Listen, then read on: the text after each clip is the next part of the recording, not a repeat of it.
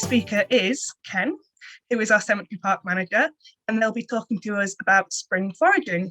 So thank you everyone for joining us, and I'm going to hand over to Ken. Good evening, everybody. So before I just share my presentation, a few things here. I've got two screens up with some notes to put in the chat as we go. So there will be a bit of me doing this as I kind of look at my other screen to put things in the chat. So apologies in advance for everyone looking at the left side of my face. So I'm just going to share my screen and then we'll get going. So just bear with me a second.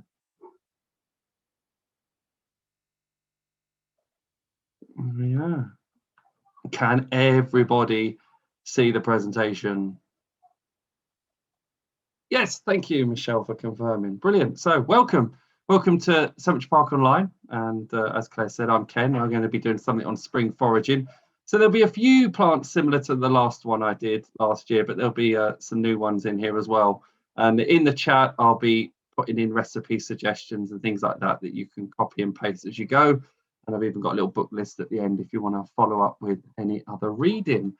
So the best place to start, in my eyes, is the regulations around foraging, really. So in the Cemetery Park, we have a great deal of interest in foraging, and with that comes some irresponsible foraging. So it's often, I'm going to do my little soapbox moment here and take a minute to kind of stand on my soapbox and give you all the right kind of information about how we should behave as foragers and what kind of information we should know before we forage, as well as permissions. And I'll repeat these in the chat as we go. So if anything goes too fast, you don't quite capture what I'm saying, you'll be able to kind of cut and paste it out the chat. So main things about foraging and being a responsible forager. Are you foraging for personal use? Do you have permission from the landowner or the authority, the relevant local authority? You shouldn't be removing any plants in their entirety, so that's digging them out by their root and or bulb. It's not a site of special scientific interest, and you're not taking any plants that are rare, endangered or protected by law. So I'm thinking of things like red data book species. And if you can tick all of those, then you're pretty much good to go. So I'm just going to copy those into the chat so you can read what I said as we go. So I just need to change this from full screen so I can see the chat, and I'll paste that in there and then you can see what I said. So they're the main things we need to know about when we're foraging. We need to make sure we've got ticks for all of those things, and then we can feel confident and comfortable to head out onto land and pick what we want. But then more importantly to that, we need to know what we're picking. I tend to live by an adapted Terry Pratchett phrase, which is everything's edible, but some things only once. So it's really important that you know what you're picking. If you don't know what you're picking, sticking it in your mouth is not an identification tool. So never munch on a hunch. You need to know 100% without any doubt in your mind that what you're picking is what you know it is, not what you think it is. There is no thinking when it comes to plants, because nature will bite you on the bum if you're not really paying attention to what's going on. You only really want to collect from healthy, plentiful populations. You know, if there isn't a lot of a plant, you don't really want to be taking the little that's there. So I always like to, when I'm going out foraging, I'll spend a lot of time just wandering around the patch and getting a feel for what's there, really having a look at the different populations, either mapping physically or mentally what's around, so that when I start picking, I can pick from more than one spot, I can leave plenty behind, and I can also live by the rule of thirds. So you never take more than 2/3 of any plant so that it can recover. You don't want to take everything, and you also help minimize damage. So it's kind of living by that leave no trace mentality is kind of what I'm referring to here. So I'm going to put those top foraging tips in there, along with a little link where you can read more about some of the laws associated with foraging, really, and how that all works. There, you know, we have commoners' rights, but there's the Wildlife and Countryside Act and various other laws that kind of all mix everything up and can make foraging feel difficult at times. So if you want to do more reading, you can read some things there basically and follow that up. Because otherwise, what tends to happen is kind of what you see on your page. This is examples of irresponsible foraging. So the picture on the left of your screen is the kind of image that we were greeted with almost every day during the beginning of the pandemic last year, and much more recently. It's been a big problem for us, kind of overzealous foraging that we suspect is commercial foraging. And then the picture on the right is 2 of 3 bags that we took off someone on Friday. We estimated there was a good kind of 15 kilos of wild garlic there, and that is much more than personal use. Commercial foraging is prohibited by law, and in Tower Hamlets we have bylaws that prevent picking of any plant in entirety or in any part or whole. So, you know, the kind of quantities that we find from people, we will confiscate them. We do take them off them, and we won't let them have them, because that on your right is worth anywhere between 30 to 70 pounds a kilo to someone if they're selling it. So there's a lot of money to be gained if you're going to be irresponsible and misbehave when it comes to kind of taking from wild populations of plants. So if you've been to the cemetery park recently, you will have seen all of our signs. We are managing permissions. We are allowing personal foraging. And at count this morning, my colleague Michelle told me we had about 145 emails. So she could update that possibly in the chat. But, you know, it's great the signs have worked, and we've seen a big difference in people's behaviour. We haven't been greeted like the scenes on the left of the slide there, but we are still finding commercial foragers, and we do give them a stern talking to, and we find them in the cemetery park. So yeah, not too nice, and not something we want to be having to deal with, but you know, it can be accommodated, but we like people to follow some guidance and, you know, polite ways and considerate ways of behaving in a space that's managed by a charity with charitable resources. So I shall step down off my soapbox done. Let's move on to our first plant. So here we go. So I like to pick plants that are really common, that you'll find anywhere you walk. There will be a few things that might be less common in different places, but for the most part, they're going to be plants you'll find everywhere. So here is Greater Plantain. It is a member of the plantain family, so well imaginatively named, common English name for a plant there. And this is also kind of called white man's footprints, because Native Americans in America during European colonialization of the states kind of noticed that wherever the redcoats walked, this plant kind of laughed in the face and grew robustly. And this plant can cope with a great deal of trampling and erosion and just pressure by people. And I did read a long time ago that people of the past in Britain used to make some kind of tonic from this plant, believing that they would take on some of its almost impenetrable qualities, making them invulnerable in battle. They would drink a tonic of Greater Plantain. But it's probably not the best wild food to start with. It can be very bitter. And what you're really after here are the young leaves. So this plant tends to grow a bit like a fountain. So the young leaves come out the middle, and the older leaves are kind of laid down against the ground. Kind of plant does this. And so when you're collecting, collect from the middle, and you're going to treat it a bit like spinach. It can be bitter, but the young leaves can be less bitter. But bitterness isn't a problem. Don't fret if anything's bitter. It's not a sign of poison. It's just we're not really used to bitter flavors in our everyday food, because kind of commercial farming has kind of removed bitterness out of a lot of our foods and replaced them with more kind of sweet flavors. So we're less familiar with the bitterness in our food. So do give Greater Plantain a go. It's worth it. In the kind of early autumn, late summer, you can harvest the seeds, and they're really good to kind of add to breads and cakes, or dry and put in with your porridges or whatever. So you can eat a couple of things from this plant. So well worth giving a go.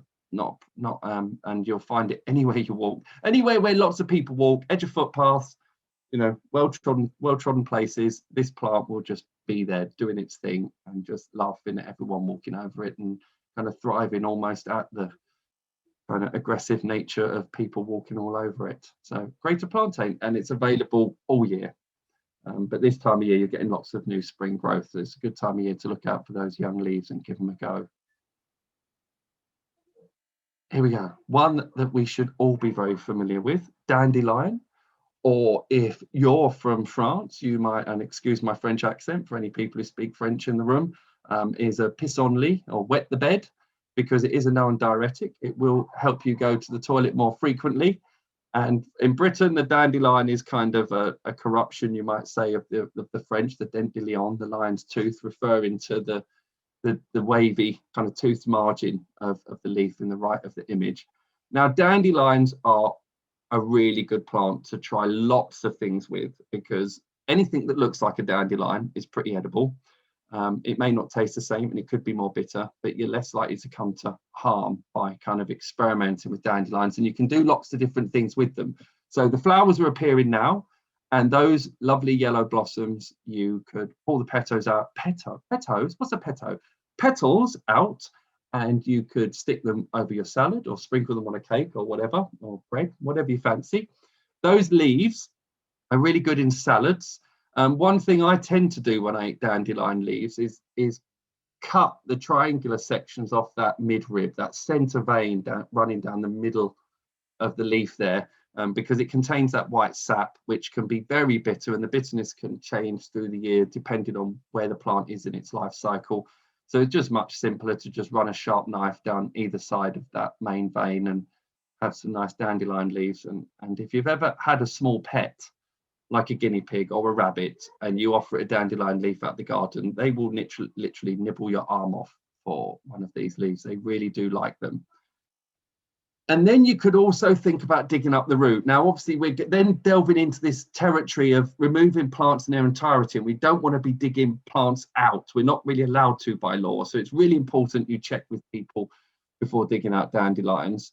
They're really important early nectar resource for insects emerging from hibernation. So if you can keep dandelions in your garden, do let them flower, and maybe just stop them when they start to develop their seed clock, their fluffy seed head. But if you can dig some up, you can do lots of different things with the roots. So some of you may have enjoyed dandelion and burdock drink in your youth, and that's a kind of a lightly fermented roots. That's what used to give it its flavor. It's kind of and I think they used to flavor it with sarsaparilla or something, or it is now flavored with that instead. But you can kind of do lots of different things with the roots. You can make even a coffee substitute with it. So what I'm going to do next for you is throw you a recipe for making dandelion root coffee.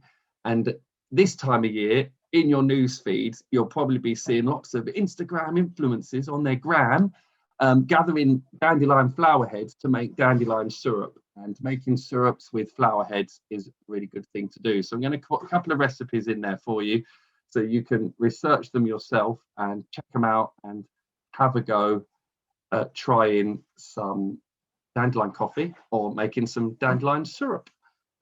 Dandelion coffee is a bit of a palaver. You'd have to be really invested in the process of wanting to make some dandelion root coffee. Oh, I didn't want to do that. I pushed the wrong thing, didn't I? Anyway, it doesn't matter. I wanted to go to sweet violets anyway, because I came to the end of my dandelion bit. So I put the recipes in there, having these two keyboards. Anyway, there's going to be some technical hiccups, isn't there? So sweet violets, this is what we've got. Carpets of it in the cemetery park at the moment. And this is in the Viola CI. I'm not very good with my Latin, but the Viola family of plants. And they're really abundant with their flowers at the moment. And it's pretty much around all year. The flowers aren't. The flowers can start as early as February, really. But they're in profusion right now. April's kind of their high point of flowering.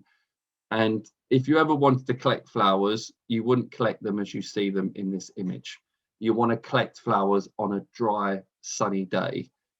If you want to do things with them, you don't want to be covered with rain or the morning dew or something like that. But those flowers, you can do lots of different things with them. So you can eat them outright. And if you were to eat them outright, they will taste like Parma violet sweets, if you've ever eaten those.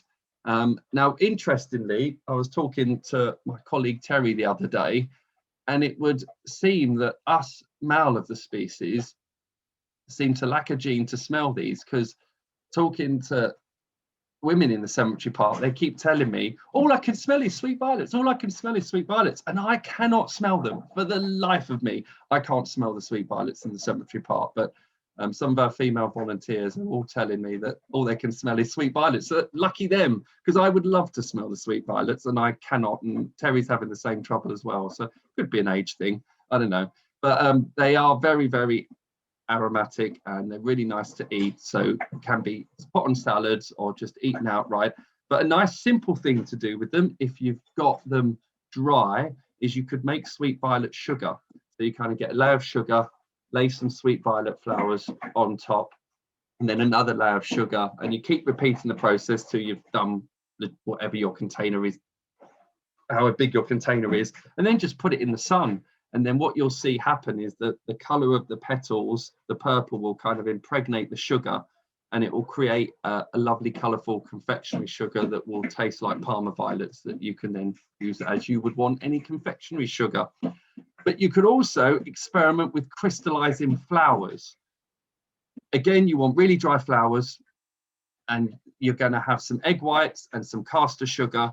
You're going to be dipping the flowers in the egg white, then dipping them in the sugar, making sure the sugar gets into the cracks and creases of the petals, and then you're going to lay it to dry for 24, 48 hours, and then you can store them on parchment paper. So that might be a lot to remember. So again, I do have another recipe to share with you, so you can look up how to crystallize flowers yourself. So I'm just going to put that in the chat for you, so you can experiment with crystallizing flowers. It is really good fun, and again, it's a thing that you're going to spend some time doing. And the interesting thing about a lot of wild food is you'll find yourself doing things that people don't commonly do anymore. They don't really spend a lot of time pickling, drying and preserving things, or making jams or syrup. So it's a nice thing to do. And I certainly remember my grandma having a pantry in her house in New Ash Green in Kent that was kind of filled with lots of pickled and dried and preserved goods, and that pantry would kind of be on the outer walls of the house, because not everyone used to have fridges. So that's how I used to make things last. And so crystallizing flowers is another way of kind of making things last beyond the season they're available, and using them at different times of the year. So that's the flowers, but we haven't even spoken about the leaves yet. So sweet violet leaves, fully edible, really good as a salad leaf. And what you're going to be after, if you look at that picture, you might be able to see the strength of different strength of green color, and you're going to want the lighter green leaves when you're using sweet violet leaves as a salad leaf.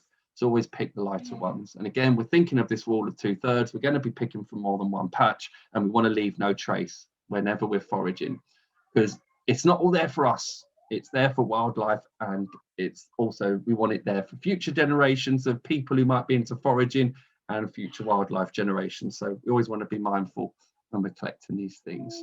So there's sweet violets. So let's move on to our next one. We have daisies. So this is a common lawn daisy, and you'll see it everywhere. It's fully on show, nice sunny days, lots of lawns filled with that lovely happy flower. Really, really lovely to see daisy flowers. And you can, again, you can eat this whole plant. You can eat the flowers, you can eat the open flower buds, you can eat the leaves, and the leaves taste a bit like celery, and the flowers are unopened flowers, they're just the buds, they're said to taste a bit like licorice. But you can add those leaves to sandwiches, to salads. You can even make daisy tea with the flowers. There is so much you can do with the daisy, and you could even experiment with crystallizing them as well if you wanted to. But again, a nice, easy plant to recognize, nice and common, lots of places to find it, and you're not really going to struggle too much with mis-IDing it, having a mis-ID and kind of confusing it with something you shouldn't have, because they are very low to the grass, and you do have to kind of rummage amongst the grass blades for the leaves, because they are very small lawn daisy leaves.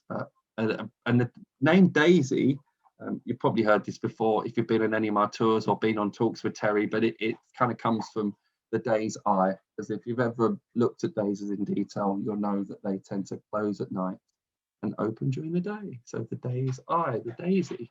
So there's a lovely daisy. But yeah, not nice kind of thing to eat in sandwiches and make teas with. So all round good fun plant to play around with and have a go at different things. So next one. Stinging nettles. In London, we're really lucky to be able to enjoy this plant all year. And if you regularly pick a nettle patch, you'll encourage fresh growth and you can pick it all year. And if you're picking stinging nettles, always good to wear maybe marigolds, a gardening glove, and keep your sleeves down, maybe put an elastic band on there or hairband or something. Keep yourself nice and protected from nettle stings. And you're going to be wanting to collect the nettle tips. So the top's kind of 6 to 8 leaves. And you can use those nettle leaves for many things. Now, when my eldest daughter's now 10, and for her 3rd birthday, I gave her and all of her party guests stinging nettle soup. And it's really nice to eat, really easy to make. And it just involves your whatever stock you like, putting your onions and your garlic in, or you could get a garlic alternative from the wild. And then you're going to just add some potatoes that you've kind of cooked off in a pan, just to kind of brown them off in a kind of roasting frying pan. And then you're going to add them to the stock, cook it all together, blip it with a hand blender, and throw your stinging nettle leaves. And at the end, add salt and pepper to taste, and maybe cream if you like it. And there's some stinging nettle soup. You can even make frittatas. You can add them to frittatas. You can cook them like spinach. You can make pesto with them. If you're going to make pesto with them, I'd kind of recommend quickly boiling them and kind of squeezing the excess liquid out and then adding it to your pesto.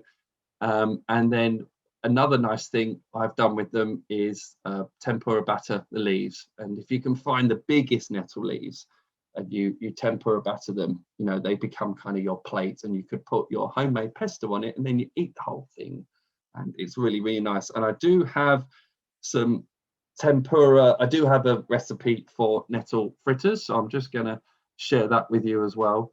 And I'm just going to put that in here so you can make some nettle fritters. I'm just going to put the link in for you, so you've got that on for you to refer to. But really, really, really easy and a nice fun thing to do, making some nettle fritters. And you can do this with lots of different plants. Cover them in batter and just stick them in some oil. You know, batter and oil makes everything great, doesn't it? And you can use them however you like. And if you're really bold and you fancy giving it a go, have you ever eaten a stinging nettle leaf raw? Well, you can do it. It is easily done, and it is a nice fun thing to do and show off to your friends and family when we're out on our walks. And if you pick, and again, any of the leaves from the top, grip it firmly. To graft the nettle is to deal with the problem, I think Shakespeare wrote. Grip it firmly, make that leaf as small as you can, and then stick it in your mouth and chew it. And it won't sting you, because any bruising, bashing of the plant deactivates those stinging hairs that it's covered with. And as you put it in your mouth, you're chewing it even more. And it should taste just like a runner bean. They are really, really nice. And I highly recommend giving some raw nettle eating a go. So, and another great thing about stinging nettles is you can do so many different things with them. So when you're refining your wild food, recipe ideas and experimenting with recipes, you can try lots of different things that you'll see in many wild food recipe books, because you can do lots of things with this plant that you'll do with all the different plants that you'll get to try when you're out rehearsing your craft and refining your wild food skills. So there's some stinging nettles. I'm just checking I haven't got anything else to add to it. No, that's fine. Oh, and I've got another one for stinging nettle crisps. I love doing stinging nettle crisps. This is great fun. Just a baking tray with your leaves laid out, little sprinkle of olive oil over all the leaves, and salt and pepper and your favorite spice, smoked paprika, whatever, and just stick it in kind of gas mark 5, gas mark 6 for about 10-15 minutes. And it's really, really good. But I'm just going to add that for you so you can have a go at trying some nettle crisps for yourself. And you can also do it this time of year with hawthorn and birch leaves, if you're good with your tree ID. So you can give that a go as well. So you can make lots of different kind of green crisps. So I'm just that's in there for you as well. So give lots of things to do with nettles. Give it a go. Lots of fun. Don't shy away from them. And again, if you miss ID with any of the nettle mimics like white dead nettle, which you'll see later, not a problem. They won't necessarily behave the same way as nettle when you're cooking and using them, but you're not going to injure yourself by accidental poisoning or something. So give stinging nettles a go. Redwood Plantain, a plant that most people might walk past and never give a second glance. Another plant in the plantain family, and really starting to put on a show now. Give them maybe a bit longer for them to show those flower heads, but the leaves are a great salad leaf. So you can pick those leaves, eat them as a salad leaf. But when those flower heads appear, as you see them in the photo, pick one, eat it, and it tastes just like a mushroom, like a regular field mushroom. If you were to take a mushroom, one of the standard white mushrooms you get in the supermarket, if you just take one and eat it, it tastes just like that. One thing I haven't quite found the time to do, which I'm quite interested in trying, is whether you could make a good mushroom soup that is just using Redwood Plantain flower heads, whether it would be as good as a homemade mushroom soup. You might need to still add some mushroom ketchup to it. But I'm quite interested to give it a go. But it is quite mind-blowing when you eat that flower head and it's like, oh, it tastes just like a mushroom. So yes, I'm being told not to everyone.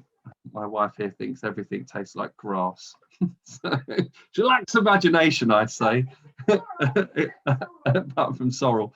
But give Redwood Plantain lots of a nice easy one to find, really distinctive to ID because it's got those lovely parallel veins in the leaf and they're long like a blade, and you'll see it popping up in all kinds of places. So, and the leaf is pretty good actually. It's a nice salad leaf, and you could add your favourite dressing to a lot of these things. So another thing to mention is when you're foraging for lots of leaves, they can often have quite rough or hairy textures, and we're not used to that in our day-to-day eating.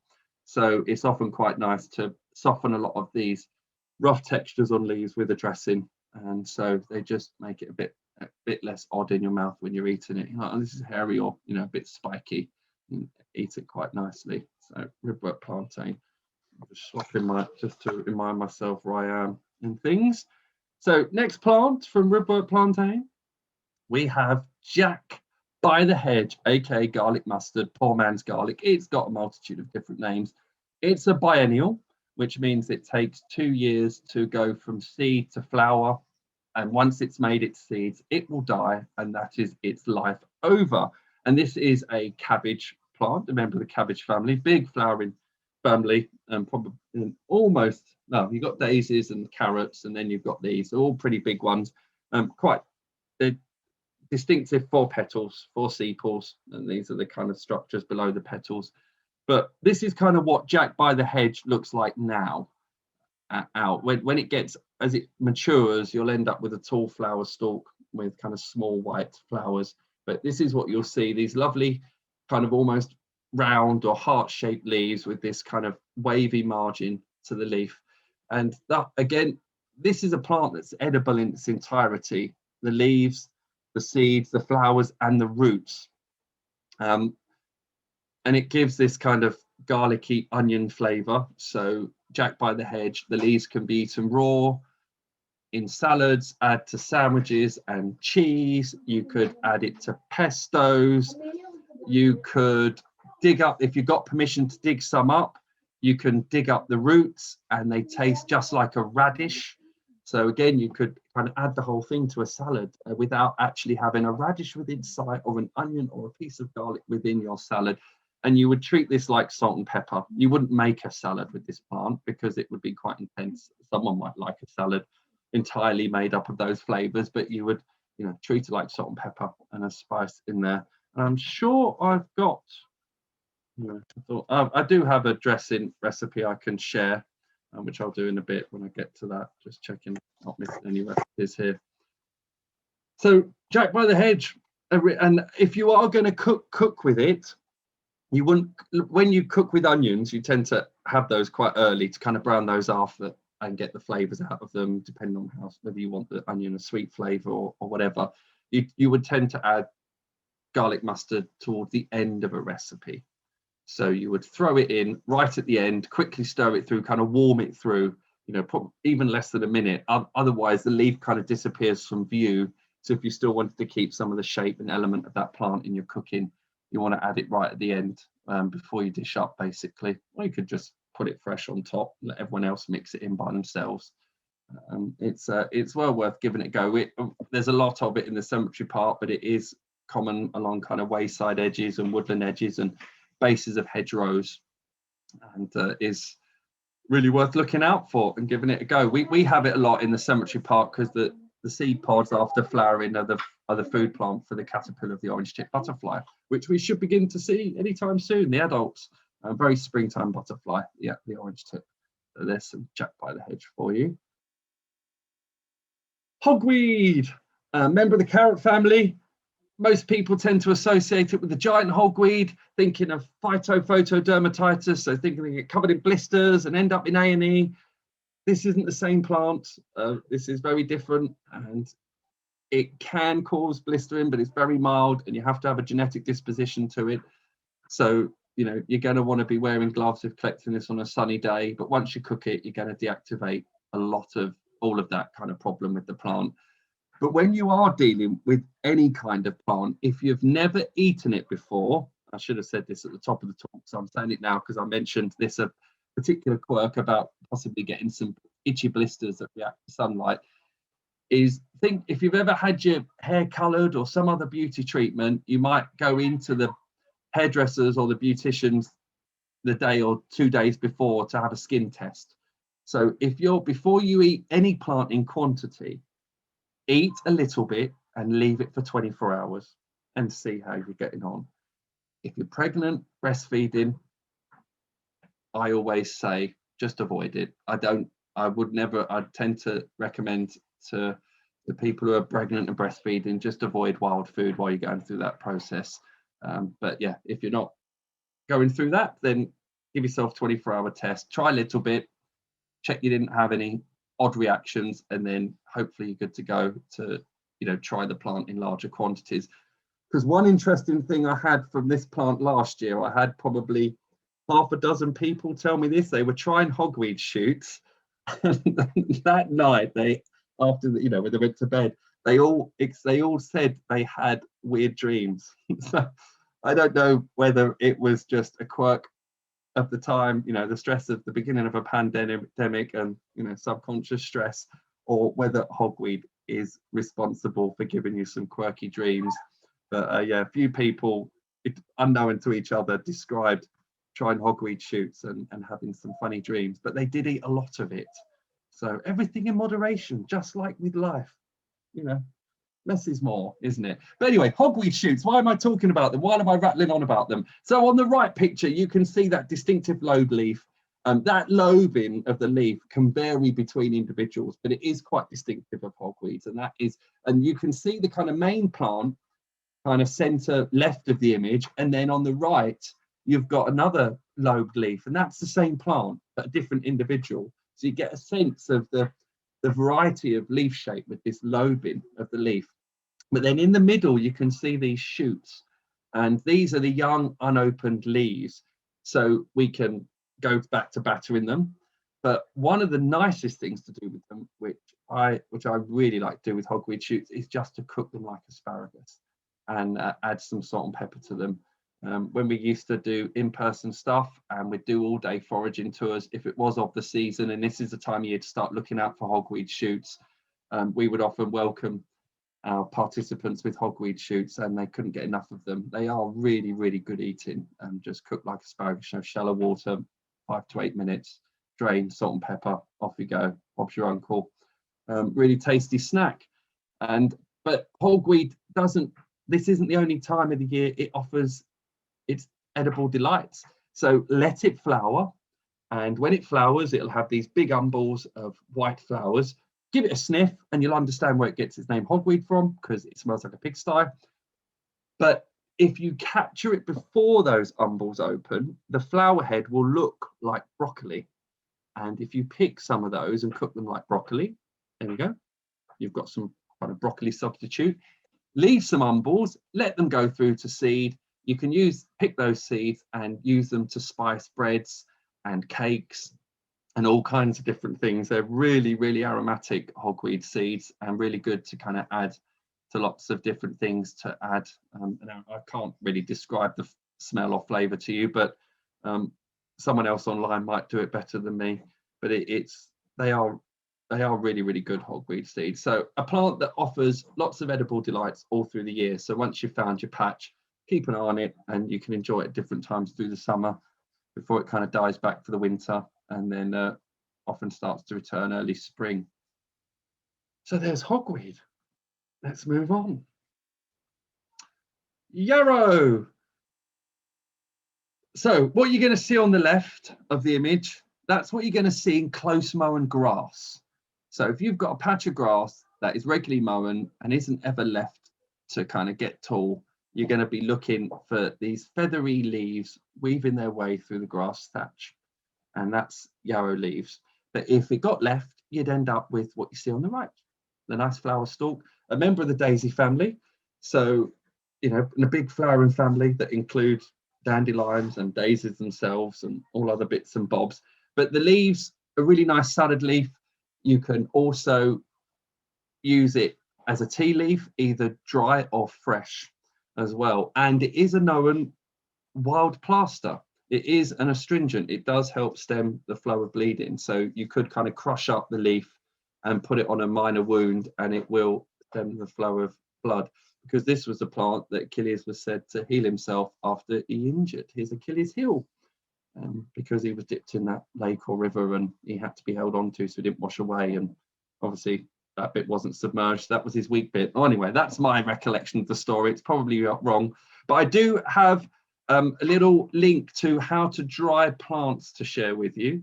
So I'm just going to put that in here for you. So how you can dry leaves, as not everyone knows how to dry things. So here's a nice little link to drying any leaf you find if you want them to last a bit longer than the day you have them. It's a fairly simple process. Make sure they're dry when you collect them, and I tend to keep them in brown paper bags and keep them in the same place I'd keep my tins. And then once they're dry, I'd keep them like any other dried herb or spice that you might buy from the shops, and then, you know, use it then basically. So yarrow's really good fun, and it's an interesting tea. If you were to make tea with it, you might add it to mint or nettle. Some people do drink just yarrow tea, but you might want to mix it with some other leaves, because it's got an interesting flavor to it. It's not overly strong, but it's, you know, it's often complemented by other things. That's the word I was looking for. So that's yarrow for you. So let's move on to the next one. White dead nettle. There we go. A member of the mint family, or Lamiaceae family. So big family of plants, lots of things in the mint family. So these are your nettle mimics. So stinging nettle is a wind pollinated plant. It will not produce a flower like this that attracts an insect. So anything that looks like a nettle but has one of these hooded flowers is a dead nettle, and a member of the mint family, and a mimic. It cannot sting you. It contains no stinging organs. It cannot harm you. It just stands there and looks like one, and hopefully will not be eaten by herbivores, because they'll look at it and go, stinging nettle, not eating that, stings my nose, avoid that. So completely edible, but mainly as a salad plant, and the flowers as a garnish. Now, you might have, as a child, depending on when you grew up and where you grew up, you might have picked those white hooded flowers out as a child and sucked the base end, so the point which connects to the stem, and you may have got a little hit of nectar. So just sucking it like a straw. But you can eat those flowers, and you can eat the tops just like a salad leaf. And you could even consider adding it to a frittata. So I've got a little recipe to go with you. So that's kind of onions and potato and egg. So not for everyone with allergies or who might be vegan, but there might well be some nice vegan alternatives out there to look for. But this is, I love making frittatas. We've made lots of frittatas in the cemetery park. It's a nice, easy, quick thing to make. And you can add so many different things to a frittata. So there's a nice white dead nettle frittata for you to experiment with if you wanted to try cooking with it. But most people use it as a fresh salad green, picking those tops and eating those flowers. Really nice plant and easy to identify, and pretty much available all year. It doesn't flower all year, but I have seen it flower in mild December. But you might not always get nectar off the flowers, because you do have to fight the bumblebees that like to get inside them, and they may have visited that pub before you and got their nectar fuel to fuel their flight. before you got there. So there's some dead nettle. Okay, cow parsley or wild chervil. We have another carrot family here. Now, if you were to go on a foraging tour or read a lot about foraging, most well-rehearsed, experienced foragers tend to steer beginners away from members of the carrot family, especially one like cow parsley here, because it does look very similar to deadly hemlock. All right. There are easy to distinguish differences between cow parsley and hemlock, but to the amateur beginning, it can be quite hard to distinguish between the two. So come to cow parsley when you're confident and well rehearsed and experienced, and you've got some confidence under your belt of how to distinguish all these really similar members of the carrot family. They all look so similar, but when you have got your knowledge under your belt and you're feeling really confident, cow parsley this time of year is pretty good to go for, and even in the depths of winter. Now, this time of year, if you were to take some of those leaves, it would taste just like parsley. So you're going to use it like a garnish. But in the winter, so kind of we're thinking December time, when you've got the overwintering leaves there, they taste really nutty. They don't have that strong parsley flavour. But the main reason for mentioning it now is in the middle of that photo, you can see the beginnings of a stalk with those white downy hairs. As that gets taller, that will become the main flower stalk, will have the umbel of white flowers. But before it gets to that point, you can take that young flower stalk, you can crudely peel it by hand, just out in the field. You can just pull that outer skin off and eat it, and it tastes like celery. So if you had some hummus in your backpack, there we go. You've got some. You don't even need to carry some celery. You just find it this time of year as that flower stalk gets going, and you can really, and it is really worth eating. I do like cow parsley stalks as a celery substitute. They are really, really nice. So, but do get your ID under your belt with the carrot family. Do not dive into this or play around with it, because you could inadvertently kill yourself, which is probably a thing to avoid generally, as a rule of thumb. But cow parsley, lots of it around, really common plant. Find it in lot, especially in the cemetery park. In the cemetery park, we don't have any hemlock. So once you know your carrot plants, you're going to be fine with this plant in the cemetery park. But if you go over to Mile End Park, their main carrot is hemlock. It is everywhere on Mile End Park. And so don't go picking it over there, because hemlock it grows quite abundant in Mile End Park. But just a little bit to help you distinguish between the difference. So if you look at the cow parsley here on the screen, it can have red stems, but it does not have this kind of red mottling appearance. Hemlock has this kind of red mottles all over it. If you think of a giraffe pattern, it looks a bit like that, and they have that all over the stem. So cow parsley can be red, but it's not mottled. Hemlock has this mottled red pattern and much more finely divided leaves. It is much more delicate when you look at it, but that takes time to get familiar with. So there we go. But I like to mention cow parsley because once you get your eye in, it is really good fun to do things with, and you can just eat it raw in the field. There we go, cow parsley. Cherry blossom. It is very much out now and really on show, and all cherry blossoms are edible. So this is a wild cherry, but you've got the ornamental cherries, which can be double flowered or they might be pink, but they're all edible. So I'm going to throw a selection of 5 recipes into the chat, and within that is a recipe for making cherry blossom syrup. But you can just eat them raw, and you can just use them as a garnish, but lots of people use it to make a syrup. So I'm just going to throw that in the chat for you. And this is a friend of mine, John Renston, who runs Forage London and Beyond. He done this little thing on his website called 5 wonderful spring recipes. And within that is a really nice cherry blossom recipe that he got from a friend, which is listed in there. So it's well worth giving that a go. And, you know, you can collect lots of cherry blossom. Cherry trees are often really tall, so you're not going to be able to collect everything that's up high, but you are going to fight the bees for them. They are all going to be all over this. So, and you've only got a small window to get the cherry blossoms before the kind of petals start to fall and the flower finishes, and then you have to wait for the wild cherries, which can come as early as May. That's why I said May on there. We have had wild cherries as early as May, but you might think of them as more of a kind of June fruit really, but it all depends what kind of summer we've had and to kind of how quick the wild cherries ripen. They can be quite bitter and a bit tart off the tree, so it's often really good to use the actual cherries in recipes where you're adding sugar to sweeten them up, so you can make pies and jams and jellies and all that kind of stuff with them. Anyway, this photo is from the cemetery park. It's our cherry blossom, it's our wild cherries just not far from the main gates on Southern Grove, so it was looking particularly lovely on Friday. So cherry blossom, give it a go. Just eat one when you see one, they're quite nice. Sorry, Ken, just a heads up, we're on 21 minutes past. Oh goodness, I'm on my... Okay, I'll race through, I didn't realise, but thank you, Michelle. Good, so Cleavers, I'm going to race through this. I'm going to throw a salad dressing recipe in there for you. So if you don't know how to make a salad dressing, here's a nice salad dressing recipe that you can use with Cleavers, goosegrass, sticky willy, whatever you fancy calling it. This is kind of what it looks like this time of year.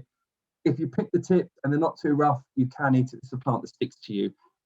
Interestingly, very quickly, it's in the bedstraw family, which is the same family coffee's in.